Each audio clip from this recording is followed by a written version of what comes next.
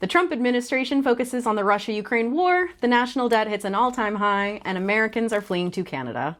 I'm Tiffany Corrada, and welcome to a new show. President Trump met with Vladimir Putin in Alaska last week to discuss ending the war in Ukraine. Negotiations began with U.S. troops literally rolling out the red carpet, while Russian security just stood there watching.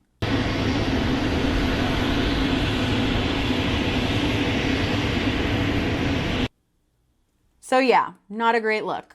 But don't worry, it's actually a time-honored negotiation tactic known as "please don't release the PP tape." Yet, despite no ceasefire in Ukraine and no actual deal being made, Trump went on Hannity and gave the summit a 10 out of 10. If you had to grade it on a scale of 1 to 10? So I think the meeting was a 10 in the sense that we got along great, and it's good when, two big powers get along, especially when they're nuclear powers. We're number one, they're number two in the world, and it's a big deal. That's a big deal. You never want to even mention that word, the word nuclear. He also gave the red carpet a 10 for how soft it felt on his knees. In other news, the White House has ordered a review of art exhibits at the Smithsonian to ensure they align with Trump's vision of American history.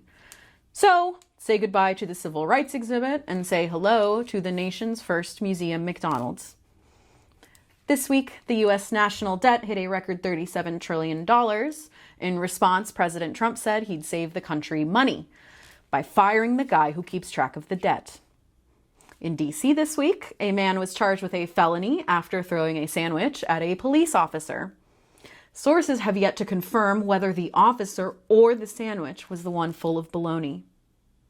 20 officers were sent to arrest the man, and that might seem excessive, but remember, he was armed with a club.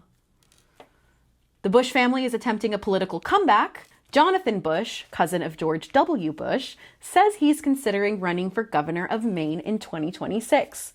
His campaign will be called New Bush, which sounds less like a political slogan and more like my OnlyFans. And for the first time in years, more Americans drove into Canada than Canadians drove into the U.S.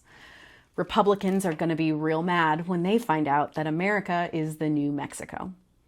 Next thing you know, Canada will be deporting illegal Americans to El Salvador, which is illegal, unconstitutional, and dare I say it, kidnapping.